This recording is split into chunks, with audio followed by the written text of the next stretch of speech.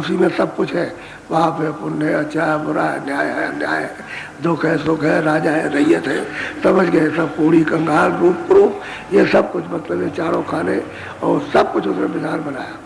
और विधान बना करके और फिर उन्होंने आदेश दिया कि सबको सुना दो। पहले तो कोई विधान नहीं था, यानी जब आए थे, जब सुनते शरीर में आए तो कोई विधान नहीं था, कोई भी नहीं। और सब जगी हुई थी, सबको होता, सब वापस जाती थी, आती थी। उस समय तो कोई रोका टोकी थी नहीं कहीं भी, किसी जगह भी, क्योंकि कर्मों का तो कोई नियम था नहीं। पीछे से जब सब लोग जाते आते रहे, रोज जाना, तो उस समय पर जब लाए थे जीवों को और ये शरीर दिया था, तो इसी शरीर की उम्र लाख बरस की थी। पूंजी श्वासों की दे कि लाख बरस रहते थे आप। फिर जब युग का परिवर्तन हुआ तो फिर वो आपने जो कर्म किए उससे मतलब गंदगी जमा हुई, तो त्रेता में 10,000 वर्ष के हुए। फिर आप कर्म करते करते और मतलब ये मलिन हुए, चाहे पाप करो चाहे पुण्य करो, गंदगी तो लगेगी, तो और मलिन हुए, तो द्वापर में 1,000 वर्ष के ऊपर। अब 1,000 वर्ष की श्वास रह गई, पहले 1,00,000 वर्ष की, फिर 10,000 की, अब रह गई एक। अब जब परिवर्तन हुआ युग का, तो ये कल युग आया तो 100 वर्ष की उम्र, बस जो श्वासों की पूंजी है वो 100 वर्ष। इतनी छिड़ता हो गई, कहाँ लाख बरस, कहाँ 10,000 बरस, और कहाँ 1,000 और 100 बरस। अब 100 बरस भी पूरे नहीं जाते, बीच में मतलब ये 60-70 में झूल के चले जाते, पूरा समय आप करें तो श्वासों की पूंजी का नाम।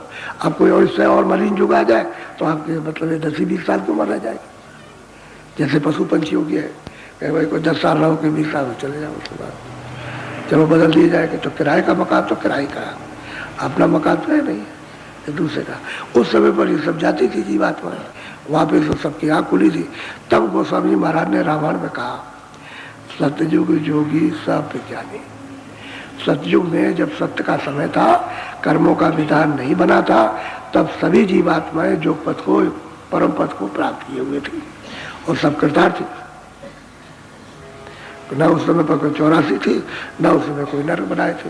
अब जब विधान बन गया और आपको दे दिया आज का कि ये पाप ये पुण्य हम आपको देते, जो आपकी इच्छा हो, अच्छा करो बुरा करो, तुम झूठ बोलो धोखा दो, सबको ये करो, ये हमारा विधान है। इसका उल्लंघन करोगे तो हम 4 खानों में बंद करेंगे। पशु पंछी में अंडज पिंडज उपज स्थावर इसमें बंद कर देंगे और वहाँ तुमसे कर्जा वसूल करेंगे। और ज़्यादा अगर तुम कर्म करोगे तो मैं नरकों में ले जाऊंगा तुमको, जो खराब करोगे तो। बस उसने यहाँ घेर लिया। अब कहते हैं कि भाई आप तो हमको सबने घेर लिया और हमको मैं दिखाते हैं, तो मैं तो आपके अधीन, मैं तो आप शरणागति में हूँ और आप दया और कृपा करो, मुझे बचा लो। इतनी बार इतनी पुकार लगा रही है, बोलो।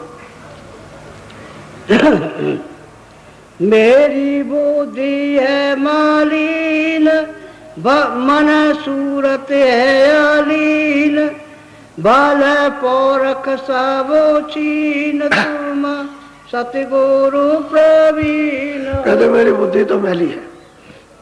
जब हमारी बुद्धि मैली हुए तो मन और सूरत ये भी मतलब मैले है। और मेरा जितना भी बल था वो तो सब आत्म बल क्षीण हो गया। अब कोई बल किसी तरह का नहीं गया।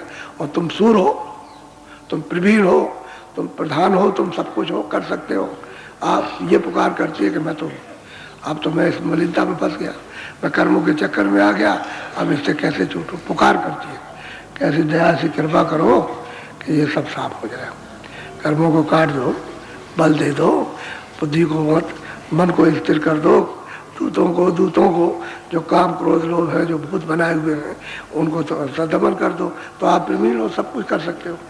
आप कोई, आपके पास ऐसी चीज नहीं जो नहीं है, और आप सदगुरु वहाँ आते हो जाते हो सत्य देश में, तो आप वहीं से आए, आप ही तो हो। आप गुरु से प्रार्थना कर रहे हैं, कहते आप दया कर दीजिए, कृपा कर दीजिए। क्यों? वो जो यहाँ आएगा उसी से प्रार्थना की जाएगी, उसको तो जाता नहीं। और जब जानेगा तो इससे उससे दोनों से प्रार्थना होगी। अब वो मालिक से भी प्रार्थना कर रही है, गुरु से भी कर रहे हैं कि आप वहाँ से आए हो, यहाँ आए तो आपने यहाँ बताया, तो आप गुरु हो और मालिक है, तो आप यहाँ दया कर दो, उधर दया कर दो, यहाँ दया आप करो इस मनुष्य शरीर में, ताकि दुष्टों से, इनसे जो बुद्धि और मन मैला और इसके जाल में फंसी हुई कर्मों के इससे साफ हो जाए, यहाँ से निकल जाए। तो इधर तो दया ये कीजिए, उधर उधर कीजिए। नाम के साथ नौका पर बैठा, नाम नौका पर बैठा करके और प्रकार कर दिए कि आप सब तरह से समर्थ और सब कुछ आपके पास। ये प्रार्थना रो करके, विलाप करके कर रही है। अब ऐसे सबको रोना पड़ता है, सब लोग रोते हैं, चाहे वो कबीरदास हो, चाहे रैदास हो, चाहे वो हो, मीराबाई हो, और जितने भी बात सब रोए। रो करके सब ने मतलब है विलाप किया, और ऐसा विलाप किया कि संसार उसके सामने क्या चाहिए, कुछ नहीं। बोलो। मोही दी जय के दान में मांगत हूँ निदान, सुरते शब्द का निशान तुम समर्थ सुजान। कहते हैं कि आप समर्थ है, सुजान है, जानकार कि हम कहाँ से आए, हमारा घर कहाँ है, हम कैसे हमारा छुटकारा हो सकता। तो हमको एक दान दे दीजिए, यानी सूरत शब्द का निशान, यानी सूरत को शब्द के साथ जोड़ दीजिए।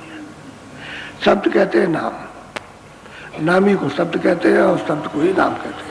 कहते हैं उसका निशान दे दीजिए, मैं उसको पकड़ लूँ, क्योंकि मैं शब्द ही से तो अलग हो गई, और अलग होकर के दोनों आंखों के पीछे बेसहारा हो गई कि शब्द ही तो हमारा सहारा था, उसी को पकड़ के आई थी और वही हमसे छूट गया। तो उसी का निशान हो, तो समरा तो सब कुछ है, सब दे सकते हो, सूरत को शब्द के साथ जोड़ सकते हो, और जब तक सूरत शब्द के साथ नहीं जुड़ेगी तब तक ऊपर नहीं जा सकती। और शब्द बराबर आ रहा 24 घंटे अखंड है। वो तो आपके जो कान है वो जीवात्मा के कान और जीवात्मा की आंख जो तीसरी है वो बंद हो गई गंदगी के कारण।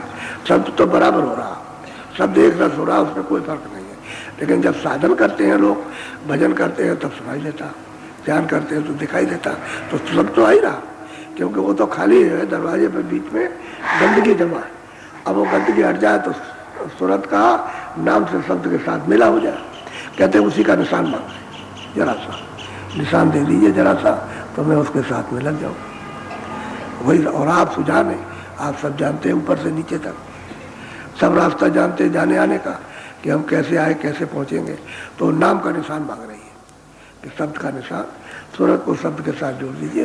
ये यानी रो करके प्रार्थना करती है। बोलो। नाये प्रेम नाये भक्ति भाव चाव नाहे, श्रद्धा प्रतीत नाहे, काम क्रोध लोभ माहे, कैसे करोगे निर्वाह। अब वो सूरत अपने आप को देखते हैं कि भाई मुझ में तो मतलब है कोई प्रेम भी नहीं, कोई श्रद्धा नहीं, कोई भाव नहीं, आपके कोई प्रीत प्रतीत भी आपके साथ नहीं, न कोई साधन न कोई भजन है। अब यह है कि मैं तो इसमें फंसा हुआ हूँ काम क्रोध लोभ में, और मैं अपने को तोलता हूँ, तो मेरा छुटकारा कैसे, निर्वाह कहते छुटकारे कि मेरा छुटकारा कैसे आप करेंगे। मैं तो इस विकारों में फंसा हूँ। रोती है और चिल्लाती है कि मुझ में तो इतने विकार हैं और आप हमें को कैसे यहाँ से छुड़ाएंगे। तो दया मांगती है, सब अपनी जितनी भी खामी खराबी जितनी बुराई सब चिल्ला रहे कि मैं ये हूँ, मैं ये हूँ, और दया कर दीजिए, कृपा कर दीजिए। बोलो। रोग सोग नित सताए, भजन सुमिरन बनत नाहे, भोग वास घटत नाहे, चिंता डर अधिक दाए, और कोई सुनत नाहे, तुम्हीं मेरे वेद हो। कहते हैं कि भाई अब ये रोग दो तरह तरह के रोग हैं, दो हैं, तरह तरह की चिंता है, तरह तरह का मोह और ममता है, तरह तरह की आफत लगी हुई है अपने पास, और हम तो इसमें और ये जो अपना कोई काम है, कोई क्रोध है, कोई लोभ है, कोई मोह है, ये अपना अपना बेग उठाते हैं, अपने अपने धर पर रखते हैं, जब चाहते हैं तभी पटक देते हैं, कभी काम में, कभी क्रोध में, कभी लोभ में, कभी मोह में, कभी अहंकार में। और अब क्या करें, हम तो कुछ कर नहीं सकते, हमारे पास तो कोई यतन नहीं है।